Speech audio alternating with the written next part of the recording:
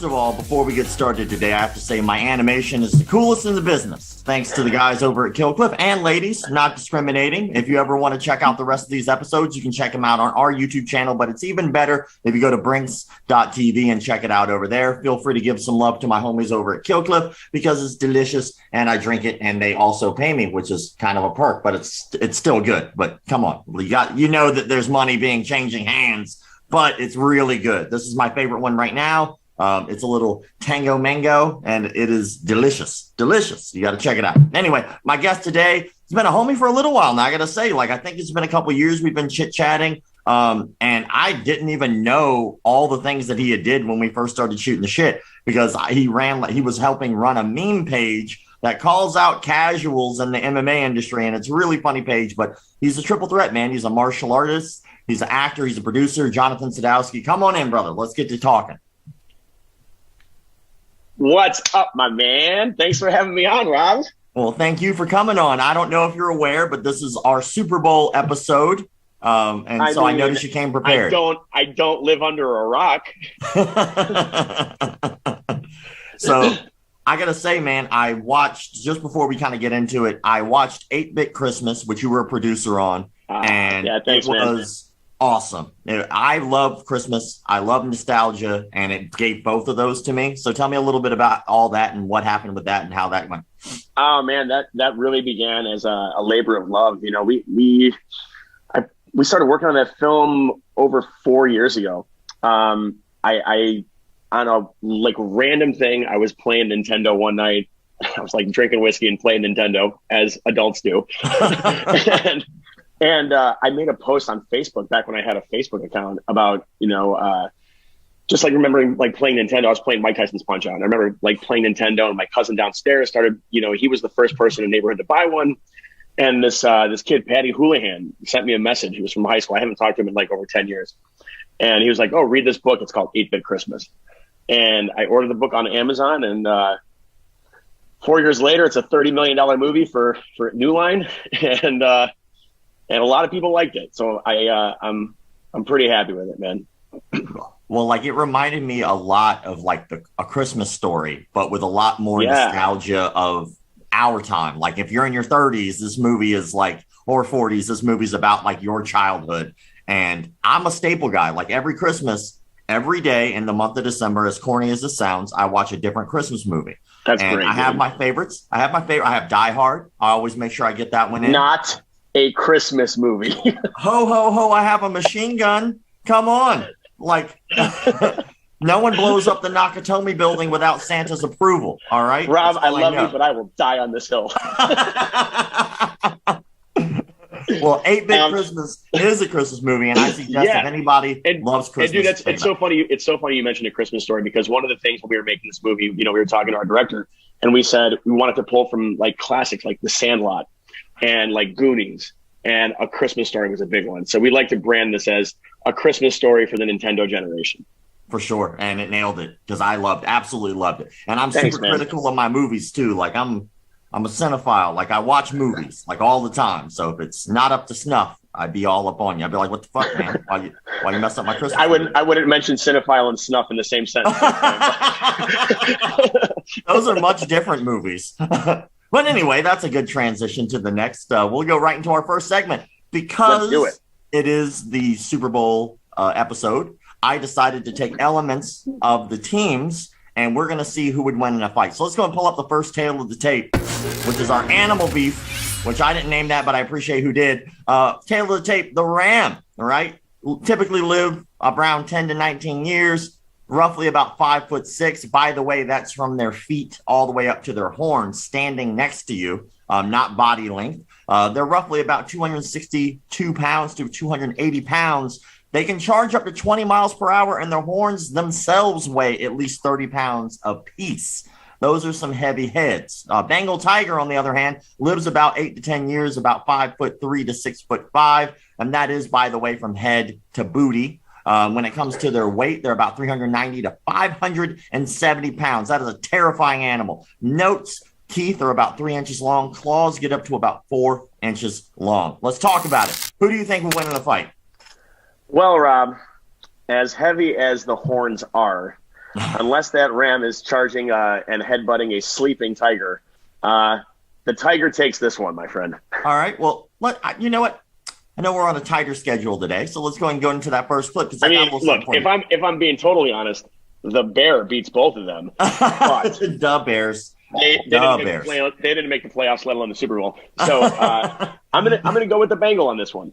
All right. Well, this is if hypothetically your situation played out and the Bengal Tigers chilling, sleeping. All right, we'll call that the bag. And let's say the Ram gets to jump on him. This is probably how it would go down. Let's go and play it.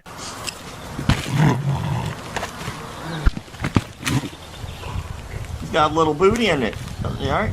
But yeah, he puts his back into it. Yeah, he got little short shots. He gets little short shots in. Right, he's not afraid to take a hit. Clearly. You know what, Rob? I'm gonna make a little proviso on my statement. We totally didn't talk about home field advantage. This is true. But did you see the end? Can we play the end of this clip? The thing knocks the bag off the chain. That's how hard he hit it. Yeah, that bag probably weighs 100 pounds.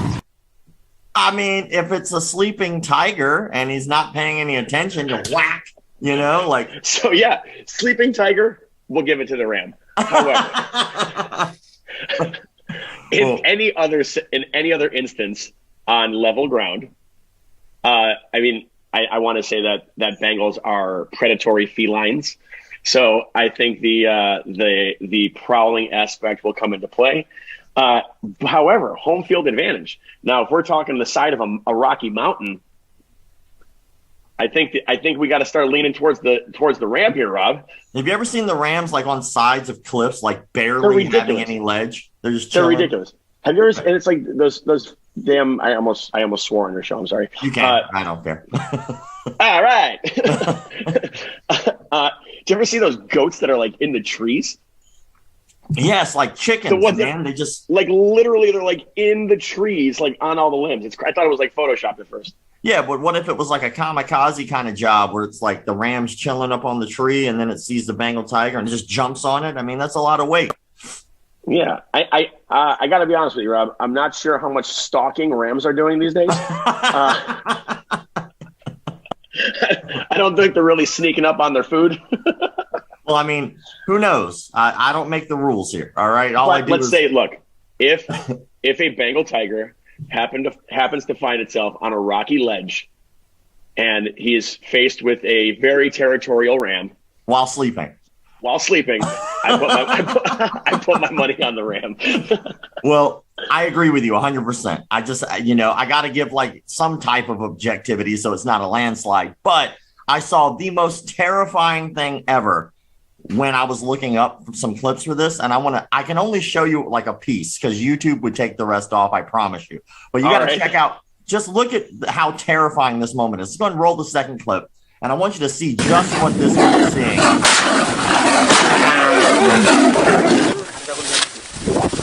Watch, look at the little sticks. What are those things? He throws it.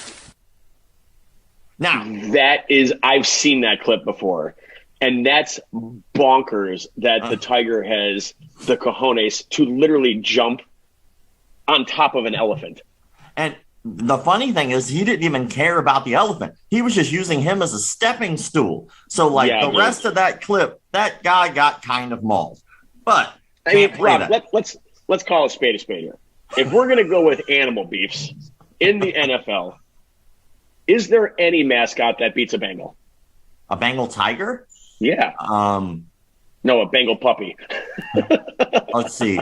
I mean, there could be Bengal puppies. I don't know. I would say what about the Chargers or Oilers? If you Chargers, you're thinking electricity. Maybe it shocks the thing, huh? Or the Oilers, like a mean old dude from Texas. Yes, he's hunting him and shoots him. Then he puts a cigar in his mouth. This is Jim Johnson from Tejas. I imagine a big cowboy hat and a very southern accent with that gun. That's hilarious. Well, let's go ahead and move on because I think we all agree a Bengal tiger would absolutely maul a Ram. But let's continue down that path. Let's go ahead and pull up the next tail of the tape because we have two quarterbacks that have made a big splash this year, Joe Burrow and Matthew Stafford. Joe Burrow, 25 years old. He pretty much, last year he really jacked up his knee, comes back this year just straight murdering. 6'4", 221 pounds, which he doesn't look that big. He looks so gangly, but he's a big dude himself. Note, second year in the NFL, which we just talked about. Stafford, age 33, he's 6'3", 232 pounds. He looks so much bigger than Joe Burrow, but he's really not all that much bigger. He's even a little shorter. 13 years in the NFL. Thank you to whoever added that. I imagine Herbert probably put that, or Courtney. I appreciate whoever put those in because I didn't add those notes, but they are true. So, who do you think wins in a fist fight? We're not talking actual like NFL fist fight. Who wins? I'm going to address the elephant in the room, Rob. Literally, these are like the two sweetest human beings on the face of the earth. So even the thought of them fist fighting is pretty hilarious. I don't know, man. I read something about Joe Burrow back in the day when he was at LSU, I do believe at the time. But when he was in college anyway, he actually started to fight during a scrimmage, with his own team. And then the entire team jumped in and made a brawl. And I was thinking about adding that article in here, but I was like, you know what? I have a better way of kind of showing their own toughness. And I want to play this first one. And it's actually from him in college. And while he's running, see what happens. You just got to see it. It's a change in that plan, at least for the moment. Burrow runs over the umpire and then gets tackled after a 15-yard gain. Back up with a smile on his face. It's his own read. They tackled the back. The read tells Joe Burrow to keep it. You don't want to run it away. That was intentional. That was intentional. He had a little something against that ref. That's all I know. But so here's what I think. I think that that Burrow is a young buck. He's a young blood. He's full of piss and vinegar. He's trying to prove something. And then we got Stafford, who's the seasoned veteran.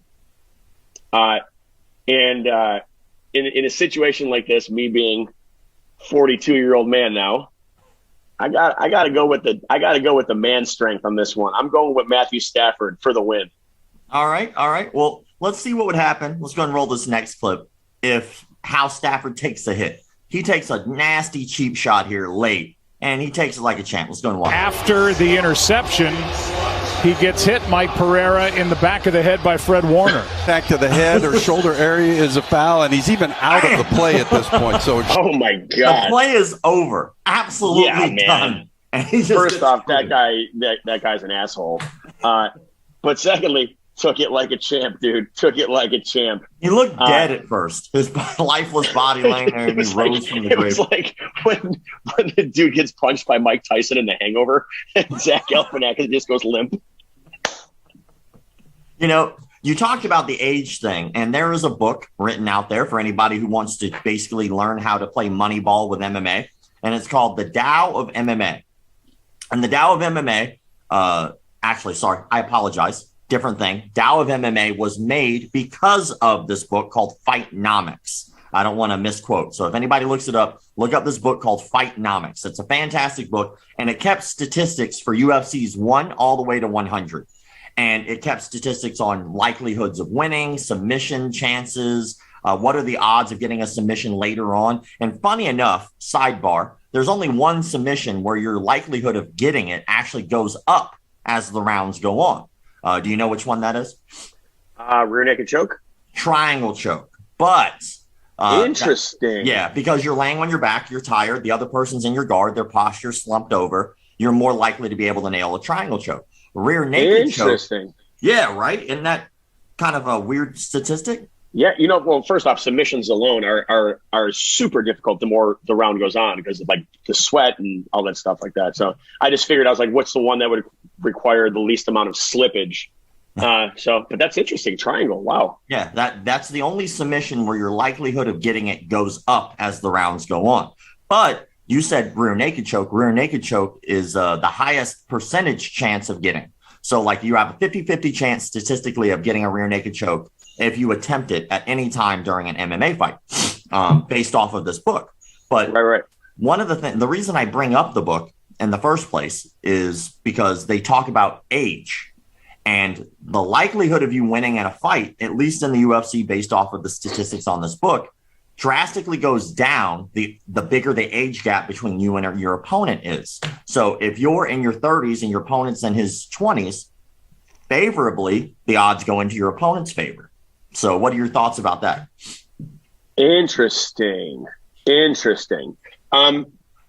Well, I think that we're not talking about skilled fighters here. No, I think it's a different volume. So I can see, like, you know, with the young person and the gas tank and just, you know, having a little more, you know, gusto behind them. Sure, I think age comes into play. However, normal people on the street, I think age and experience favors the old. Okay, that's what I think. I think if an 18-year-old hotshot walks into a 50-year-old dude who's been around the block, the 50-year-old dude's going to plant him. You know, I mean, that's possible. Yeah.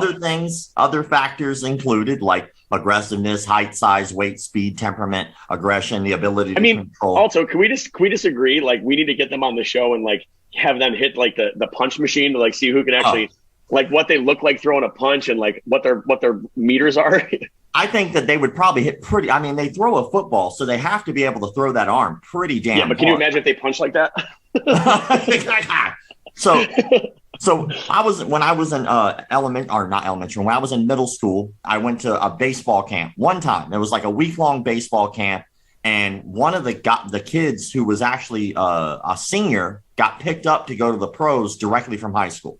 It was ridiculous. Like the kid's arm was a cannon, but he used to do this thing where his arm would like noodle. It would just like be a really rubbery thing. And we would do these drills where he would launch the ball straight up into the air. And we had to like try to catch it as if it was a fly ball, but he wasn't like tossing it. He was like whipping it. So it'd be in the sun and kids would just be like, I can't see and get hit with the ball. Like it was the greatest. It was a good time. It was hilarious. Growing up in the 80s. Damn it. When safety was secondary. We just want you to enjoy and have a good time. We don't want you to have Absolutely. Absolutely. So wait, who are you picking in this fight? You know, it's a tough one. I've seen interviews with Stafford and Joe, right? So I've watched their interviews, and I'm doing it mostly based off of their attitude towards situations. Joe Burrow comes off very nonchalant about a lot of things, right? Like he did this interview where he had like this all diamond necklace, and then somebody in the interview was like, is that a real diamond? And he was like, I'm too rich for it not to be real. I remember. Yeah, I saw that. Yeah. It was like, I just think it's cool. Yeah, exactly. And Stafford comes off as somebody who's, like you said, he's seasoned. He's been there, done that. He's over that celebrity part of his career where he's like, I'm in the spotlight now. I think he's to the point now where he's a little bit more secure in who he is as a human being, where I think that would affect Burrow. So I think like if you got two dudes fighting and there's a circle of people, right? And all of a sudden the chanting started going against Joe, then I think he would mentally crumble. I really do. I don't think he'd be able to handle it because of his age. I'm going to ask you a question now. Ready? Oh God. Let's play QB Fight Club. QB Fight Club. If there was one QB in the NFL you could fight, who would it be? I could fight? Yeah. Who would you want to fight? Oh man. That's a tough one, man. I'm not a huge football guy. And I know that's weird since we have a Super Bowl. There's only one answer here, Rob. There's only one correct answer. And what's the answer? Aaron Rodgers. Fuck that guy. We know who you would fight. I would dog walk that fucker. All right. First off, he's a prick, and secondly, he plays for the Green Bay Packers, and I'm a Bears fan, so Aaron Rodgers all day. All right. Well, so you would fight him because he's a douche. That's pretty much absolutely. It, right? Yeah, absolutely. Plus, he always wins. He always wins, and I think he needs to be knocked down a few notches. A little heel hook action that'll slow him down. Ashi Garami for you, good sir. That's amazing. I love that question though, because in all honesty, like I I'm one of those people, like I'm a violent pacifist, if that makes any sense. So like for you're the most part, you're I'm a warrior cool. you're a warrior in a garden. Yeah, it's like if you're cool, I'm cool. But if you're a dick, I gotta fuck you up. I'm sorry. Like it's standard. Yeah. I don't write Dude, the rules. I just create them, come up with them, write them down, and implement them. So Sean Patrick Flannery. Yes. So he's an actor. He's I started training jiu-jitsu with him like 10 years ago at Hollywood Brazilian Jiu-Jitsu when he was like the owner there. And he's an amazing black belt. He's awesome. But he was doing this interview one time about jiu-jitsu and it's the gentle art and stuff like that. And he's like, you shouldn't fight. He's like, you should walk away. Sometimes you should walk away. Sometimes the best thing to do is walking away. He goes, but also sometimes some people just need to get choked the fuck out. I was like, damn, that's true, man. Very prolific. Yeah. I like that. I like that. Yeah. You should quote that, get a little like Sean Patrick Flannery in the gi. And he's been a pretty cool to me for a while now. He follows the page. Like, he's a wonderful dude, man. He's a wonderful dude. 3rd-degree black belts, I do believe. I think he has 2 schools off the top of my head. I think he has one that he runs, I think, out of his house. And I think he has an actual facility. I don't think he's in LA anymore. I think he's in like Texas, maybe. That's probably Don't good. quote me on that. Yeah, it's probably for the best. Yeah. I mean, come on. I mean, we're talking about animals, but the elephant in the room is LA blows. I'm so over it, dude. I am so over it. I'm How's over the it. gas prices of like $15 a gallon or whatever? Bro, it's like over $5 a gallon. Don't even get me started on that. All right. Well, I think we both agree so far up to this point. I think we said that the Bengal would crush the Ram. I think we're both under the impression that Stafford would probably whoop Joe Burrow. Even though I got to say, like, Joe Burrow is a lot bigger than I thought he would be. Like, he just looks. Dude, that's so crazy. I didn't think he was like 6'4", 220. That's a big dude. Yeah, like he looks so gangly. Maybe it's because he's standing next to monsters on the field, like. Yeah, he just has like that narrow build, He's kind of like, he's built like a pool cue. Wacky waving inflatable tube arm man. Wacky waving inflatable arm flailing tube man. Wait, that was Family Guy, right? Yeah. Wacky waving inflatable arm flailing tube man. Wacky waving inflatable arm flailing balloon man. Yeah, I kind of want, like, as a bit before we move on, I kind of want to have a bit where I just put boxing gloves on one of those things and actually spar it and see how. That's hilarious. That's hilarious. I think it would jack me up. Them punches coming out of nowhere. Like, how can you defend this? Yeah.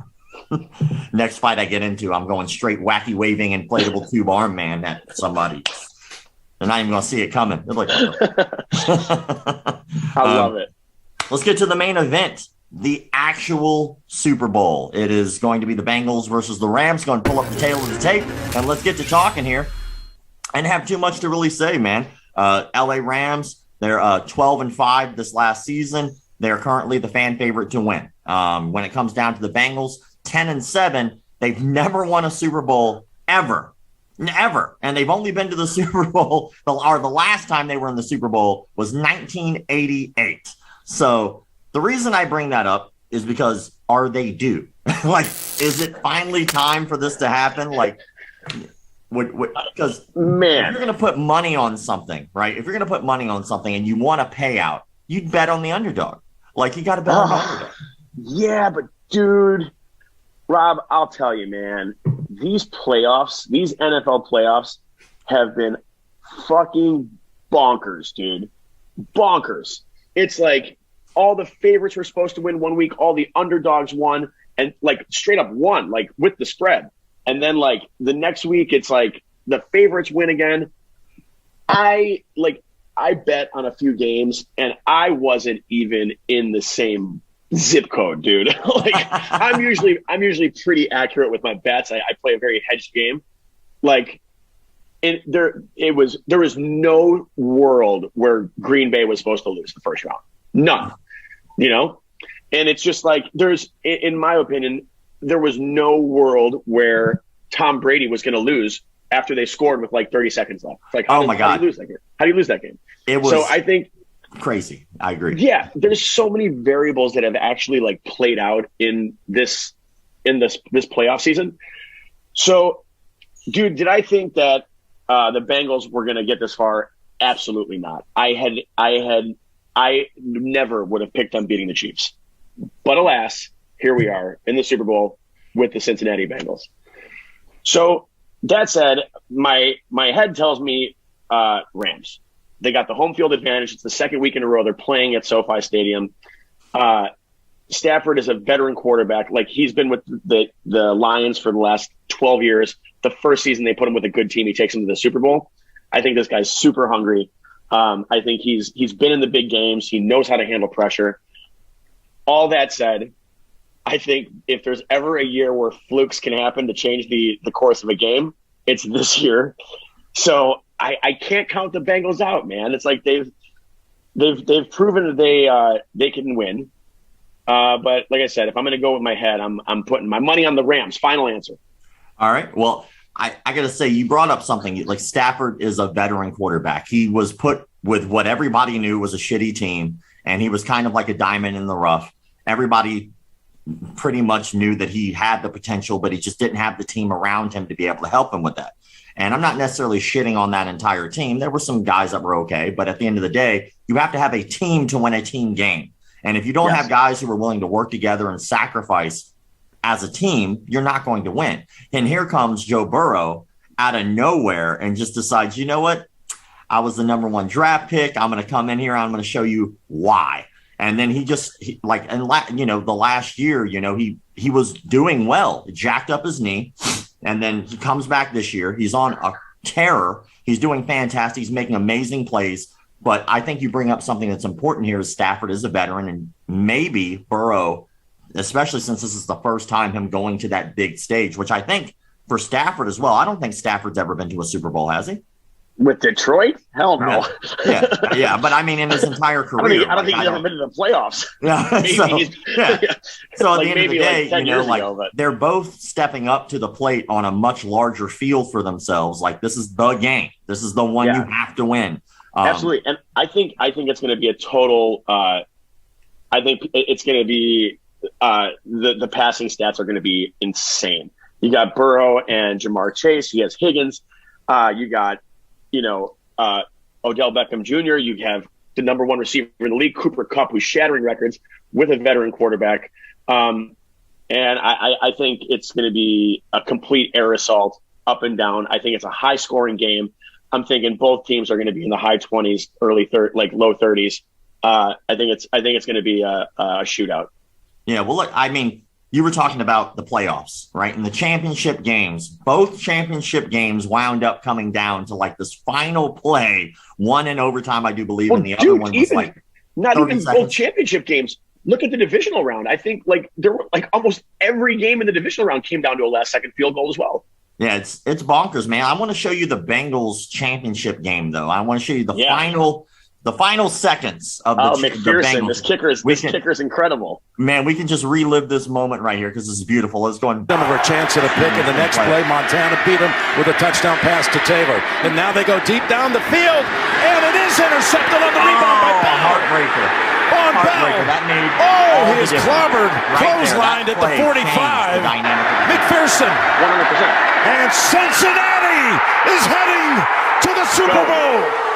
He called it again, I'm sure. Unbelievable. And did you hear that the whole thing about McPherson? No. What happened? The kicker. So first off, he's trademarking the name Money Mac.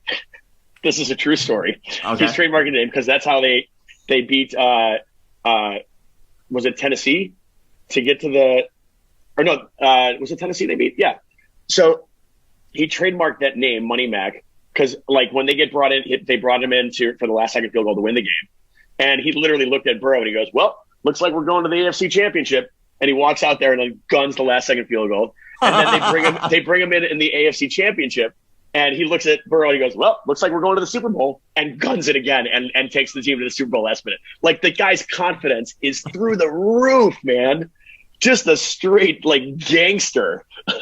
I mean, that's like Babe Ruth back in the day calling his shots. Just pointing. It's like he already knows. Everybody knows. Yeah. Although Babe Ruth was drunk as shit that entire time he was playing. But, he's got a skill. Why not? Do your thing. That's amazing, man. But it's gonna be a great game, dude. I mean, you were talking about the playoff games and how tight they were, and they were just all incredible, like brawls, like clawing to try to get to the Super Bowl. But the Rams also had this beautiful moment. I want to go ahead and give them credit as well. So let's go ahead and play their championship ending again, taking it with big plays in the last seconds of the game. Do that. Stafford deep downfield. He's got That's a bomb again. I mean, super tough, dude. That guy is good. Sanford says, let's get down there. We got to. and he knows right now. He knows exactly what's about to happen. Everything goes well. They have time. He's good to go. Rams All you got to do is just say, "Hey, kicker, do your thing." Getting ready for Matt Gay to come in. Unbelievable, man. He spikes it there, and Matt And he Gay knows. will come in He already and knew. try Like before they even to got win to the line, game. he knew. Matt what Gay was about to So wild, man. boots it through. Yeah, money in the bank, dude. happen. I mean, Money in the bank. It's incredible how identical, like minus obviously the interception, but one, that first one with the Bengals, that big long pass that got intercepted, that could have easily happened here. It was a deflection, and it like wound up in the guy's breadbasket. Like it went like right into his hands. He like just looked down. It was like the ball was there. Yeah. At that point, you're just like, I'm going to the Super Bowl, and you're just running for your life, trying not to get murdered. Yeah, it was crazy. But who are your predictions here? So I think you said that you were going for the Rams, correct? The Rams. I'm not putting money, but if I were to put money, I would bet on the Rams. All right. I have to go with the Bengals. Do you know what the money line is on the game? Do we know what the spread is? It's tight. It's really, really tight. Like I want to think that it was only like maybe a 4-point difference. 3 or 4, yeah, probably. Yeah, it was. Last time I checked, I think it was 4. But I mean, it's not like you're going to be winning a ton here, like if you did. Yeah. But if I had to put money on it, I would go with the underdogs, man. Like 1, I love a good underdog story. 2, I would say that it would be interesting to see what happens with Joe Burrow if he winds up winning a Super Bowl this early in his career in the NFL. Could and because I mean, if it's just difficult not to root for guys who just haven't been there yet and then haven't done it ever. And so when I look at the Bengals and you think, man, they've never been to or they've never won a Super Bowl, but the last time they were there was 19. Wasn't that like the last time 88? It was 1988. That was like Ickey Woods and like was that like Ricky Sanders was there? Yeah. He was like the receiver. Ickey Shuffle. You know what I'm talking about? The Ickey Shuffle? Yeah. Ickey Woods, yeah. Also, I think like a lot of people, like Stafford has proved his worth, even playing with a shitty team in the Lions over the last 13 seasons. He's proved that he's a great quarterback. He has an amazing arm. He's very intelligent. So to see him go to a brand new team and the first year he's there, take him to the Super Bowl, I kind of want the old guy to win it. Because it's like, how many more seasons does he have left, I got you. And I'm rooting for the veterans. It would be great. And I would have the easiest decision ever if Stafford was on the Bengals, because then it would be the easiest to root for. You're like, this guy was on the shittiest team, and then all of a sudden he comes out, takes the Bengals to the Super Bowl. Haven't been since '88. He wins it for them, the first Super Bowl win ever for that team. Yeah, man, that'd be amazing. Yeah, but unfortunately, he's on the other guy's team. I'm definitely still I'm rooting for the franchise. And when it comes to stories, you have 2 great stories. It's the veteran who's never been to the Super Bowl, coming to a new team and taking him there his first year. Then you also have the new guy who's taking a team who's never won the Super Bowl. So it's almost like it's either going to be the veteran who like everybody wants to see win, or the new guy who everybody wants to see win. And it's kind of like the passing of the torch. Where, I mean, who was the last person that in their season 2 to take him to a Super Bowl? Was it Tom Brady, who took the Patriots to a Super Bowl? Either him or maybe Roethlisberger, something like that. Don't quote me on that. You know what? We'll look that shit up later. I'm an MMA guy. I'm a fight guy. That's my stuff. But it's like if he can do that with this team that's so young. I mean, Jamar Chase is a rookie. If he can do this, if Burrow can do this with a young team, it's like, who knows what the next few years hold for them? Either way it goes down, it's going to be a brawl. Like I imagine it's going to be a brawl. Hopefully it is. Hopefully it's as good as the playoff games. It would suck if all the playoff games were this good and then all of a sudden it got to the Super Bowl and it was a wash. It's like, what the fuck, man? Yeah. There have been some boring Super Bowl games, but I do not think this one's going to be a boring game. I think, like I said, it's going to be a total shootout. I think both of them have something to prove too. It's definitely a quarterback's game. They both have something to prove. So, and then of course that means my favorite part of the game is that you get to see the defensive team just utterly wreck people in order to protect the quarterback or to hurt the quarterback. Like they're going to go so hard to try to take those guys out. It is going to be ridiculous. So yeah, dude. I imagine it's going to be a lot of concussions for a lot of people during the Super Bowl. Somebody's going to wake up the next morning and go, "Did we win?" And like, yes, cool. Where am I? Well, let's go and go to the presser here. So right now, I think we both agree a Bengal Tiger would whoop a Ram.